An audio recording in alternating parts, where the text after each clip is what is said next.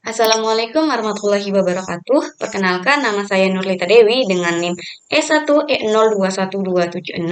Di sini saya akan menjelaskan tema 4, hidup bersih dan sehat, subtema 2, hidup bersih dan sehat di sekolah, pembelajaran 2, dan untuk kelas 2. Di sini ada 6 poin yang perlu diketahui. Yang pertama ada kompetensi inti, yang kedua kompetensi dasar, yang ketiga indikator pembelajaran, yang keempat tujuan pembelajaran, yang kelima materi pembelajaran, dan yang keenam evaluasi.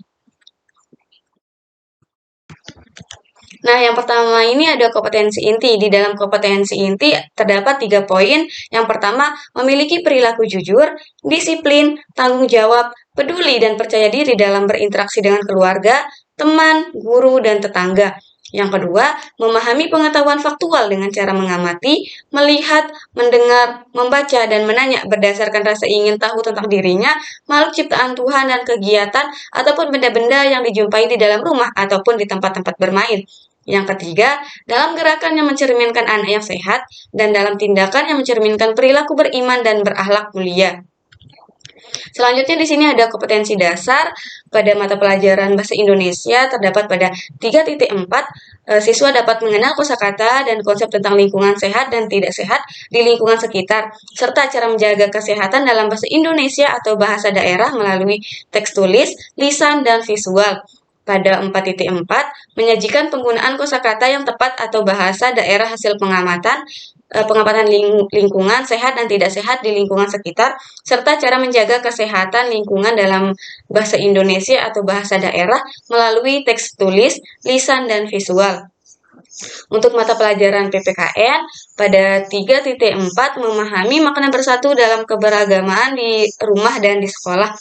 Pada 4.4 menceritakan pengalaman bersatu dalam keberagamaan di rumah dan di sekolah. Untuk mata pelajaran PJOK, terdapat pada 3.4 memahami prosedur bergerak secara seimbang, lentur, dan kuat dalam rangka pengembangan kebugaran jasmani melalui permainan secara sederhana ataupun secara tradisional. Pada 4.4, mempraktikkan prosedur bergerak secara seimbang, lentur, dan kuat dalam rangka pengembangan kebugaran jasmani melalui permainan sederhana ataupun tradisional. Nah, selanjutnya di sini ada indikator pembelajaran. Untuk mata pelajaran bahasa Indonesia terdapat pada 3.4.1, membaca teks pendek yang berkaitan dengan lingkungan sehat dengan lafal dan intonasi yang tepat. Pada 3.4.2, menjawab pertanyaan mengenai teks yang telah dibaca dengan benar. Pada 4.4.1, menceritakan isi gambar yang dilihat dengan bahasa Indonesia yang baik dan benar.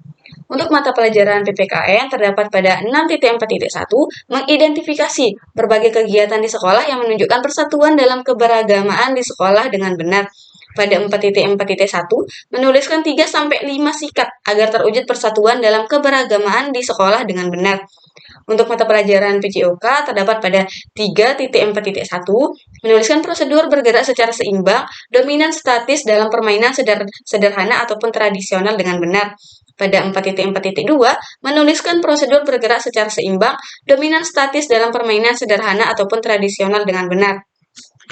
Selanjutnya di sini ada tujuan pembelajaran. Di dalam tujuan pembelajaran ini ada 5 poin yang perlu diketahui. Yang pertama, melalui pengamatan pada PowerPoint, siswa dapat membaca teks pendek yang berkaitan dengan lingkungan sehat dengan lafal dan intonasi yang tepat. Yang kedua, melalui tanya jawab, siswa dapat menyebutkan isi teks yang dibaca berkaitan dengan lingkungan sehat dengan bahasa lisan secara tepat.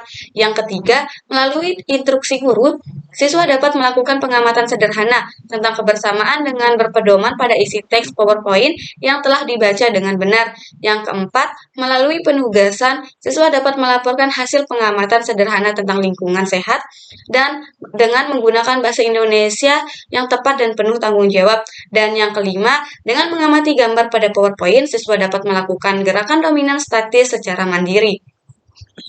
Selanjutnya di sini ada materi pembelajaran untuk mata pelajaran bahasa Indonesia tentang halaman kelas yang bersih.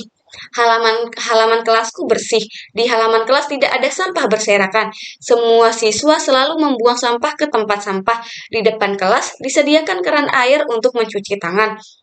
Semua siswa diwajibkan mencuci tangan. Di depan kelas juga ada taman bunga yang bersih. Rumput yang mengganggu selalu dibersihkan. Pot bunga juga tersusun rapi. Halaman kelasku kini terlihat indah. Halaman kelas yang bersih baik dijadikan tempat berolahraga, misalnya saja senam dan latihan keseimbangan. Olahraga baik untuk kesehatan. Siapa yang rajin berolahraga maka akan terhindar dari berbagai bentuk penyakit. Kita harus membudidayakan hidup bersih dan sehat. Nah, di sini siswa dapat memperhatikan gambar berikut ini. Di halaman kelas terlihat bahwa halaman tersebut sangat bersih dan asri. Selanjutnya untuk mata pelajaran PPKN, di sini ada Rani dan teman-teman bergotong royong. Bergotong royong mencerminkan sikap hidup dalam kebersamaan. Kebersamaan merupakan wujud persatuan. Sikap Rani dan teman-teman pantas ditiru. Mereka juga menunjukkan sikap kebersamaan dalam kegiatan lain. Selanjutnya di sini ada Rani dan teman-temannya melakukan kegiatan bersama dalam berolahraga. Mereka melatih keseimbangan posisi seperti berdiri dengan satu kaki. Siswa dapat mengamati gambar-gambar berikut ini. Nah, di sini terlihat bahwa Rani dan teman-temannya sedang berolahraga, melatih keseimbangan dengan berdiri dengan satu kaki. Cara melakukannya itu yang pertama, jadikan salah satu kaki sebagai tumpuan berat badan. Yang kedua, angkat kaki lainnya ke samping atau ke belakang. Yang ketiga, lakukan pada kedua kaki secara bergantian dengan rentan 30 detik. Setelah siswa mendengar penjelasan saya, siswa dapat mengevaluasi sampai mana kemampuan siswa tersebut. Nah, siswa dapat menjawab pertanyaan-pertanyaan ini. Yang pertama ada contoh lingkungan kelas yang kotor adalah terdapat banyak. Jawabannya apa? Yang kedua, cara menjaga kebersihan di sekolah dapat dilakukan dengan cara apa? Kegiatan bersih-bersih di kelas jika dilakukan bersama-sama akan terasa lebih. Jawabannya apa? Dan yang keempat, alat-alat yang bisa digunakan ketika piket kebersihan seperti apa. Nah, siswa dapat menjawab pertanyaan-pertanyaan tersebut bisa dijawab melalui komentar. Nah, hanya ini yang dapat saya sampaikan. Sekian dan terima kasih. Wassalamualaikum warahmatullahi wabarakatuh.